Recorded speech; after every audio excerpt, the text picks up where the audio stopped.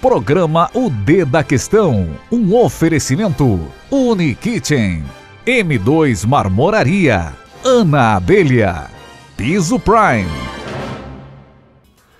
Se você quer brigar e com isso acha que estou tremendo, pode vir quente que estou fervendo. Você, meu amor, quando quer encrencar, não me vai fazer nem um pouco acabar. Acabei com a música do Roberto Derado, cantada aí pelo Barão Vermelho. Mas pode vir quente que eu estou fervendo. Convidado de hoje, José Roberto Ercolim, a voz do rádio jornalismo sorocabano, referência aqui na cidade de Sorocaba. Um papo sobre esse nervo que estamos vivendo nessa questão dos que são contra, os que são a favor, o governo, querem derrubar, impeachment, animosidade triste. E o Ercolim, né, coloca os pingos nos is, uma conversa bem bacana, falando do tempo que ele teve na Rádio Jovem Pan em São Paulo, histórias do futebol muito engraçado e que faz com que a gente viva essa aí triste realidade aí, dos jeitinhos da corrupção. Papo gostoso, você é meu convidado, eu gostei. Espero que você goste, tá bom? Vamos lá. Pode vir quente que eu estou fervendo.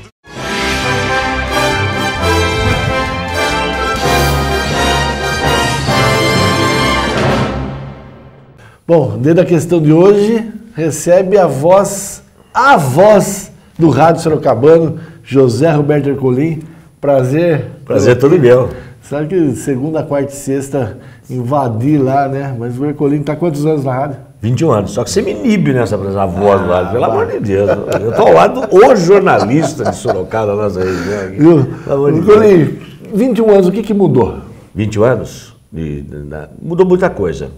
A cidade de Sorocaba mudou, a região mudou, a expectativa das pessoas mudaram. Eu acredito, apesar de nós estarmos reclamando, falando que está em crise, aquela coisa toda, que mudou para melhor. Nós tivemos avanços significativamente aqui na cidade de Sorocaba. Você acha a educação mudou, nós temos uma UFSCar, nós temos mais universidades, mudou, nós evoluímos, sim. Sabe que o que eu tenho sentido, né, principalmente desde a eleição, é essa coisa meio de ódio do azul e do vermelho. Você sente muito isso no ar? Né? Sinto muito isso daí que me preocupa. Eu acredito que com a evolução que nós tivemos, dentro de um aprimoramento do sistema democrático, né, já era para nós estarmos aí num outro patamar, não nesse resquício aí de um Brasil antigo, de um Brasil arcaico, né? Só lembrar aí a época de década de 50, com Getúlio Vargas, 64. Eu acredito que pelas pessoas, alguns figurantes, inclusive, contra o regime de 64, fazendo o que estão fazendo, nós estamos tendo um retrocesso nesse aspecto. Isso que me preocupa. Você sente isso na pele, o ouvinte provoca? Sinto. Inclusive, uma pegada que nós temos aqui na rádio, você faz parte disso, né? De tentarmos falar aquilo que realmente nós estamos sentindo, que nós estamos vendo. Não ir de acordo com a toada, principalmente de alguns veículos da grande imprensa, né? E vem sim, ouvinte vociferando contra, de uma forma até muitas vezes bem assintosa contra aquilo que a gente fala sobre isso. Você sente que as pessoas elas dão um valor exacerbado para essa chamada grande imprensa? Elas acham que quando, por exemplo, uma revista Veja fala, é a verdade absoluta, se você fala o contrário, você não sabe de nada. Eu estou sentindo que isso está mudando, viu, Deda? Mas está mudando, inclusive alguns grandes veículos já sentiram isso também. Eu acredito que até mais por essa sensibilidade do que por uma meia-culpa, uma introspecção do que eles estavam fazendo, não estavam no caminho errado, mas eles já estão, cito a Folha de São Paulo, cito o Globo, que a Folha deu em editorial que é um momento de nós termos calma, termos paciência, que o impeachment não é o melhor caminho. A Rede Globo de televisão foi até a presidente Dilma Rousseff, ficou, parece, com uma voz sozinha nessa grande imprensa, da forma assintosa como estava a revista Veja. Eu acredito que as pessoas dão, sim, importância, mas estão observando que não é bem assim o caso que está sendo contado. Eu acredito que paulatinamente comece a existir um pouco mais de questionamento, né, por parte da população. Quando a gente fala aqui da onde a rádio está estabelecida, né, que é Votorantim, Sorocaba, cuidando dessa realidade, você sente que essa animosidade entre os azuis e os vermelhos, né, que polarizam, ela existe ou isso só está no âmbito nacional? Não, tem sim, porque não tem como você dividir, né, separar o que acontece em nível nacional, o que acontece aqui com a gente. Está tudo intrinsecamente unido, né? Eu acredito que o que existe, vamos falar especificamente de política, na minha opinião, uma diferenciação é quando é uma eleição municipal, né? Inclusive as cores partidárias, ideológicas são deixadas até um pouco de lado, não tem aquela força como tem em nível estadual e nível nacional, né? Você acha que é mais a pessoa, né? Eu confio nesse cara, conheço o perfil dele, independente do partido que ele esteja, eu acredito que seja isso. Mas em nível nacional, pesa sim a ideologia, pesa o partido, e ainda mais um partido que é bastante personalista, ele tem a característica própria dele, como é o Partido dos Trabalhadores. Se você for pegar, na minha opinião, a principal força de oposição hoje ao PT é o PSDB. Mas você consegue ver características do PSDB no DEM, enfim, em outros partidos. O PT parece que ele é único para as pessoas, ele tem uma personalidade diferenciada, né? A gente consegue ver o PT de uma forma diferente do que os outros partidos. Você é petista? Não sou, sinceramente não sou. Eu tive uma simpatia, vou falar para você, pelo PSDB, e eu sinceramente, eu até gosto de contar essa história, porque no processo de redemocratização do Brasil nós tínhamos a Arena e MDB. Daí na redemocratização surgiram alguns partidos e tal, e a grande força de oposição ao regime militar sempre foi o MDB, o manda-brasa, né? E daí veio o PMDB. E as principais lideranças, as pessoas em quem nós mais confiávamos do PMDB, eles fundaram o PSDB. O PSDB que eu me refiro é de Franco Montoro, o PSDB de Mário Covas, o de Fernando Henrique, quando ele veio do exílio, muitos não conheciam, né? E ele foi apresentado como um grande intelectual, que é um grande intelectual, eu reconheço isso nele, e assim outros grandes políticos, grandes nomes da redemocratização brasileira. Então, a minha identificação, se eu tive algum dia com algum partido, foi com o PSDB. Hoje, não mais. O PT, quando surge, ele nasce com aquela grande reserva moral da política, e hoje está na mesma coisa. E você fala de um PSDB que entusiasmou muita gente, né, da década de 80, quando ele é fundado. Essas lideranças vão morrendo, você tem aí o Fernando Henrique já com mais de 80 e tantos anos, e não surgem novas lideranças. Isso é decepcionante. O PT, de um lado, que deixa de ser essa reserva moral, e esse PSDB, que nasceu com uma força de centro, né, centro-esquerda, centro-direita, mas ali harmoniosa, hoje sem liderança nenhuma. O Aécio Neves, por exemplo, que foi o candidato... Você reconhece ele? Não, de jeito nenhum. Por isso que eu digo que poderia, não tem. E cada dia que passa pelo comportamento dele, ele vem demonstrando que não tem esse punch que nós gostaríamos que ele tivesse, ou que o Brasil precisa de um estadista. A gente tem observado aí umas decisões atabalhoadas dele, foi para a Venezuela. O Aloysio, para mim, foi uma decepção. O Aloysio Nunes, me perdoe, senador. O senador Aloysio Nunes Ferreira, ele foi um baluarte contra a ditadura. Eu não lembro agora o codinome dele, foi motorista do Carlos Marighella. O Carlos Marighella foi o principal líder guerrilheiro que nós tivemos aqui. Ele era motorista do Carlos Marighella. Hoje a gente vê ele tomando umas posições totalmente radicais, mas contrário àquilo que ele mesmo pregou. Então, é uma decepção. Apesar que o Aloysio Nunes é do time mais dos veteranos, né? Mas eu não vejo liderança nenhuma. Tem um nome só que eu gostaria de experimentar como presidente da República. Quando eu digo experimentar, eu acredito que ele talvez mereça uma chance. Ciro Gomes. Não sei, é o único que eu consigo... Que é um crítico forte do PSDB, né? É muito ácido. E quando precisa do PT também. Eu acredito que, sei lá, eu acredito que o único que talvez pudesse dar uma chacoalhada nesse nosso Brasil aí, como uma liderança jovem, que não é tão jovem assim também, né? Já foi governador do Ceará 2 vezes, senador e tal, fosse Ciro Gomes, mas não consigo ver. A sensação que eu tenho, e você está há 21 anos aí à frente da bancada, é que o ouvinte da Ipanema, e aí o cidadão sorocabano e o cidadão brasileiro do modo geral, está começando a se interessar mais por política. Você tem essa sensação? Tenho. Agora, você se interessar por política é salutar. Agora, evidentemente que precisa despertar, não só em política, em tudo, o espírito crítico, né? Você tentar fazer a filtragem daquilo que é mostrado, daquilo que é apresentado para a gente.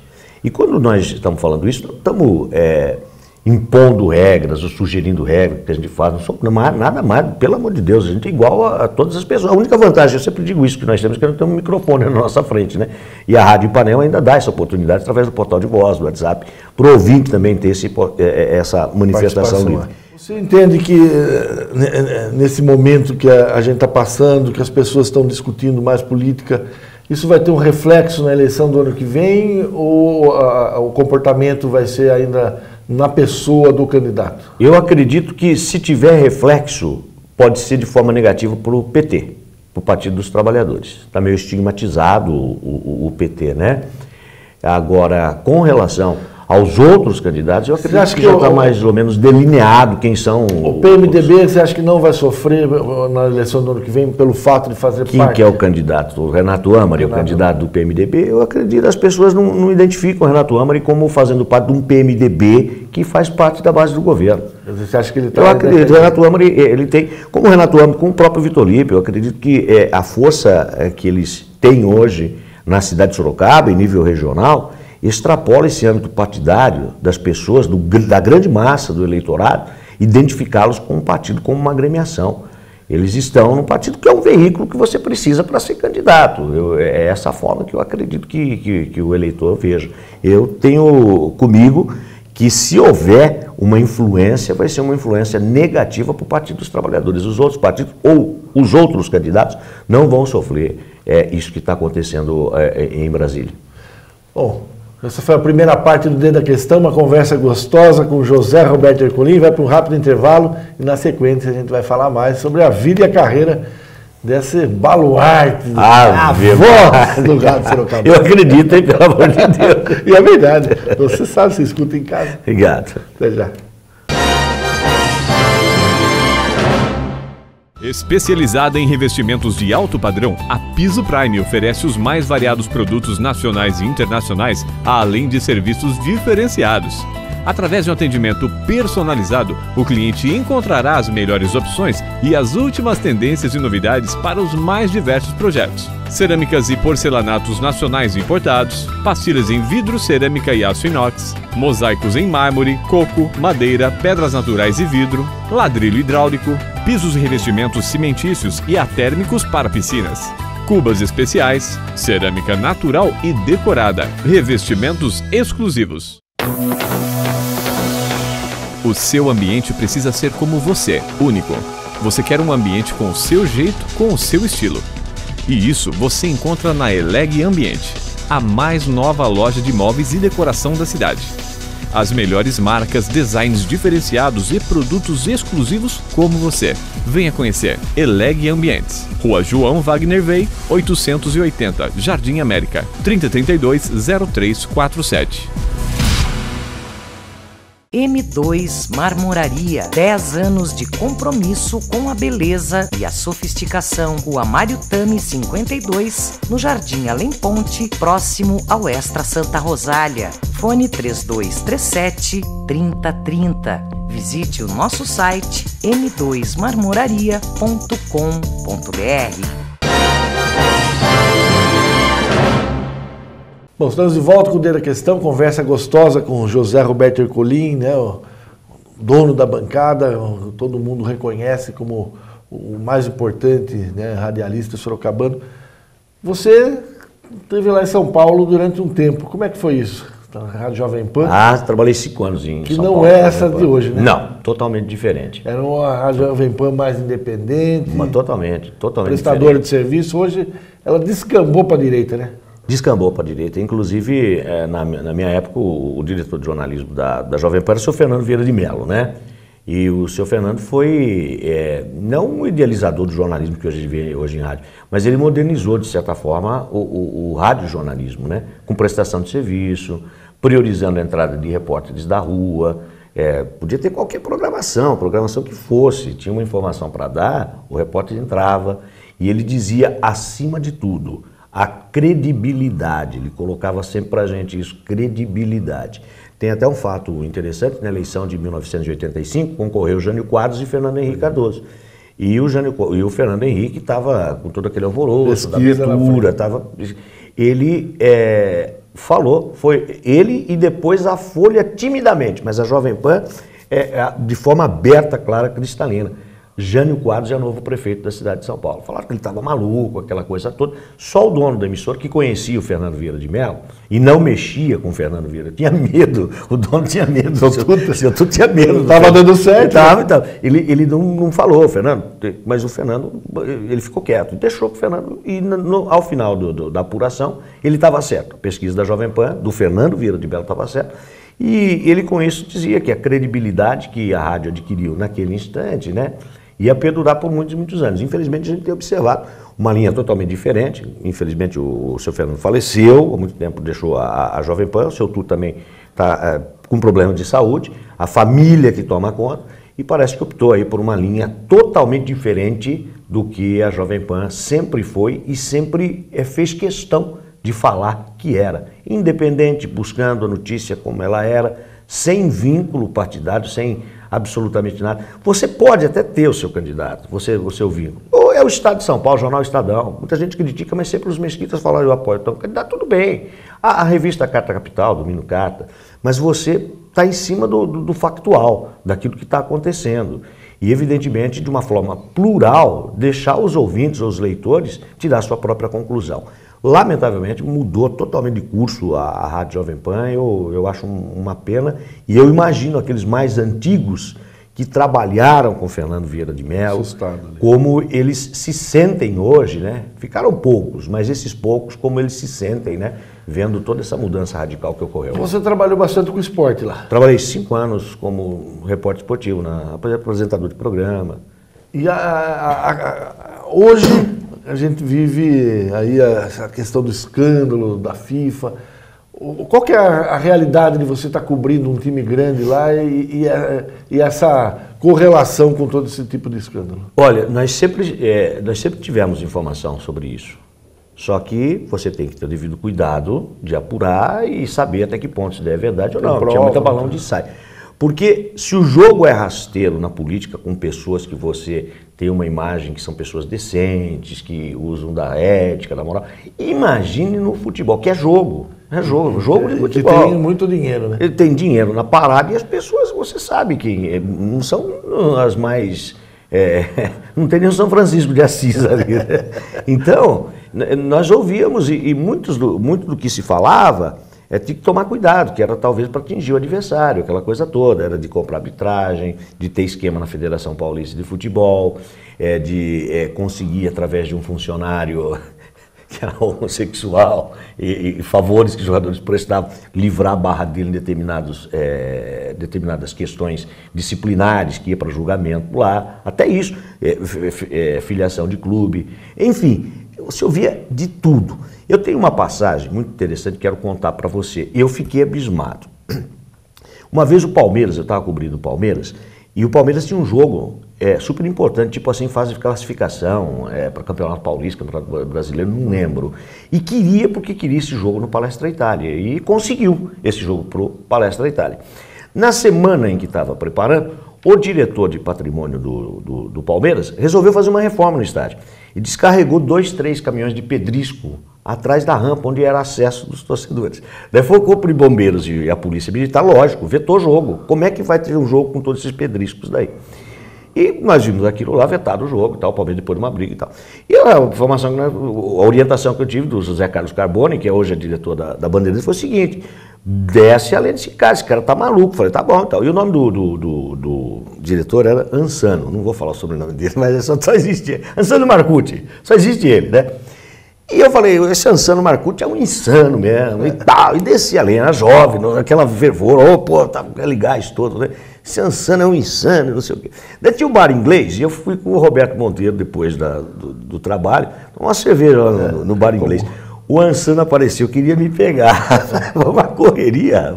E o Roberto, aquela... Nisso entrou um diretor de futebol do Palmeiras e falou, pô, Ansano, você vai brigar justo com um cara que nunca teve problema, nunca pediu grana para nós, falei, eu só escutei aquilo, falei, porra, mas então tem que, né, no meio, né? Eu nunca, te juro, eu fiquei chocado. Teve um outro caso de um treinador que colocou no bolso do repórter um cheque, para ele segura o reggae e depois o cheque. Só que ele errou, o repórter que ele foi colocar grana, entendeu? O cara estrelou e ele foi eu achei muito sensato, esse repórter. Ele não quis fazer disso um escândalo onde ele seria o protagonista, ele seria a notícia. E ele levou para nível de diretoria, o cara já estava meio perigando, né? Acabou sendo demitido. Então tem muita trambicagem. Mas eu confesso a você que eu não vejo mais futebol como eu via antes de participar do meio. Não. É muita sujeira, né? Muita sujeira. E você... Quando o time cai, você fala, você sofre assim, mas tem um interesse porque ele caiu. Eu vou citar 2 casos recentes que me deixaram assim estupefatos, né? Eu não sou palmeirense, eu sou santista. Mas há cerca de 4, 5 anos atrás, logo começou esse sistema de pontos corridos, o Palmeiras estava num ponto de bala. O que ia acontecer? O Palmeiras ia ficar campeão com 4 rodadas de antecedência. Pronto, esvaziou o interesse pelo campeonato. Seguraram no apito o Palmeiras quase caiu naquela época. Se não me engano foi o São Paulo, mas não porque para favorecer o São Paulo. Foi o Flamengo. Foi o Flamengo. E o Flamengo lá atrás. E o Flamengo lá atrás. Mas não foi para favorecer o Flamengo, foi para prejudicar o Palmeiras e para o interesse de televisão, interesse de torcedor no estádio. Você se lembra desse fato, né? Então você fala, meu Deus, estão segurando o apito, seguraram o apito, roubaram o Palmeiras. Eu sou santista. Outro detalhe, agora, envolvendo o meu Santos, aliás, um ex-jogador do Santos, o Neymar.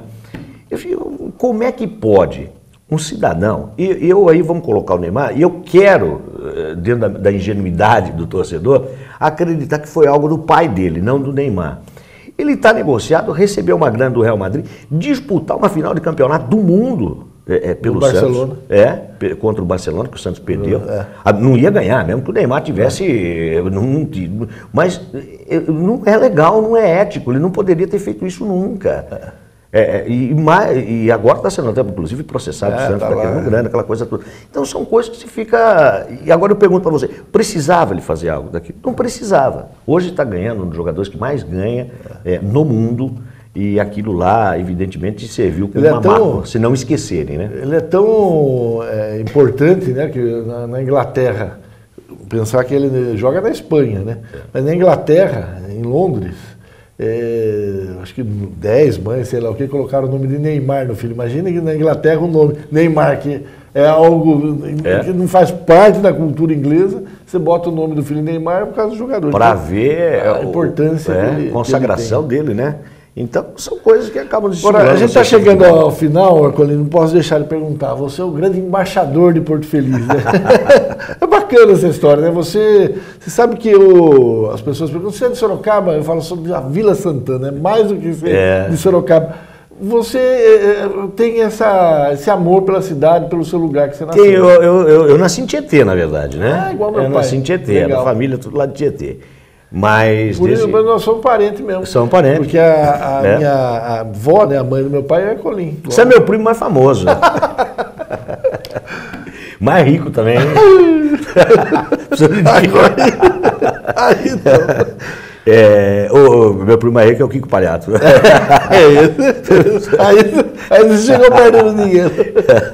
Mas falando disso, eu nasci na cidade de Tietê, mas fui bem pequeno, fui com 7 anos para Porto Feliz, então me considero Porto Felicense, toda a minha vida foi passada lá. As minhas lembranças, né, graças a Deus todas boas, não tenho, o de ruim a gente já deixou para trás, né, são lá de Porto Feliz. Você casou, os filhos nasceram lá? Minha esposa de lá, minhas 2 filhas são lá de Porto Feliz, né, o pouco que a gente teve foi construído lá em Porto Feliz, então fala bem da cidade.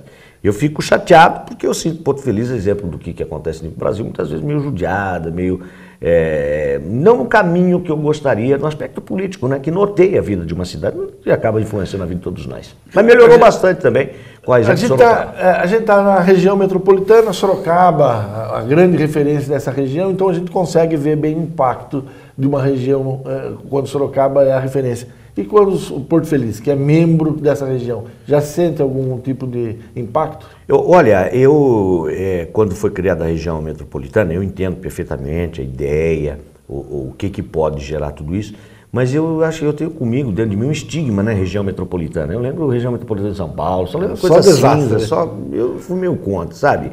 Região metropolitana. Eu acredito que possa existir, mas já está criado, então tudo bem. Mas já estava acontecendo, porque é inevitável você ter ter uma relação próxima com Sorocaba. Tudo é aqui em Sorocaba. Tudo é aqui em Sorocaba para você resolver. Se quer aliás, o maior investimento, até pouco tempo atrás, o maior investimento de saúde em Porto Feliz era ambulância para mandar paciente para Sorocaba. Estudantes que vêm à noite aqui, procurando as faculdades de Sorocaba, as escolas de Sorocaba. Alguns departamentos do governo aqui em Sorocaba. Então sempre existiu isso, né? Eu acredito que possa ser, com ações mais coordenadas agora, incentivado esse intercâmbio, né? Não só com Porto Feliz, com todas as cidades da nossa região. Em alguns aspectos eu acho legal a consciência de que Sorocaba pode ficar sobrecarregada, perder um pouco dessa qualidade de vida. Então vamos dividir um pouco as indústrias, essas coisas todas, porque vem tudo para cá. Vamos ver. Legal. Bom, esse foi o papo com o José Roberto Ercolim, né? Conhecemos bastante desse lado importante que é da política, né? No cotidiano da cidade, naquilo que é interesse das pessoas e no papel do profissional. Histórias curiosas do futebol de São Paulo e essa paixão aí pela cidade natal. Obrigado, sucesso para você. Eu que agradeço. Obrigado Muito você legal, pela oportunidade. Bom, a gente vai para um rápido intervalo e volto com aquele cafezinho. Até já.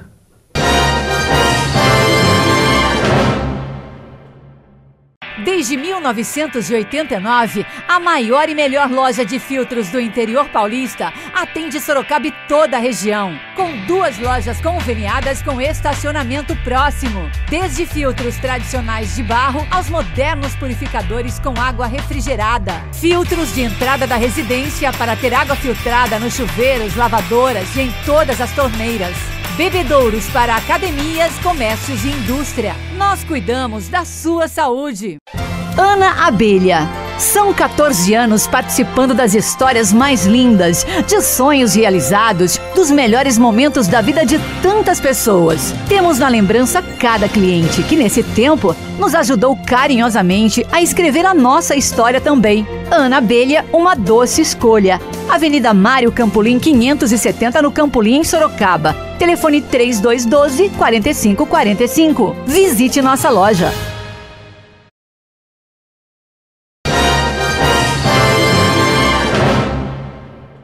Estamos de volta com o D da Questão.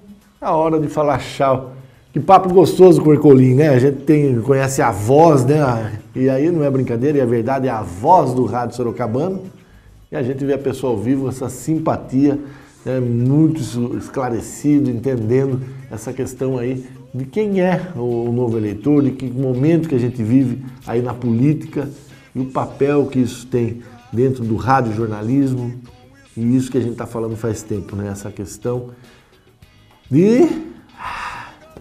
do azuis e dos vermelhos. Quer dizer, não dá, quer dizer, essa animosidade vale lá para os políticos. Na vida, no dia a dia, a gente precisa ter bastante bom senso, né? Bom, café de hoje, delícia, quentinho, com todo mundo da Rádio Ipanema, né? Olha, Carlos Cepo, Pedro Esmeraldo lá da técnica, Rosana Pires, Urbano Martins, a Alana, o Rubinho, o Eric, com todo mundo que faz com que o Jornal da Ipanema, né, aconteça, né? Sob o comando do Kiko Pagliato, né, o Moreto, Paulo Roberto Júnior e o convidado de hoje, né, que é o Ercolim, nessa figura ímpar, né, uma simpatia ao vivo no rádio. E foi uma simpatia aqui com a gente.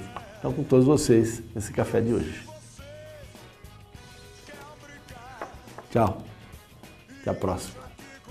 Estou sofrendo, se enganou, meu bem. Pode vir quente que eu estou fervendo, pode vir quente que eu estou fervendo, pode vir quente que eu estou. Você assistiu o D da Questão, um oferecimento Unikitchen, M2 Marmoraria, Ana Abelha, Piso Prime.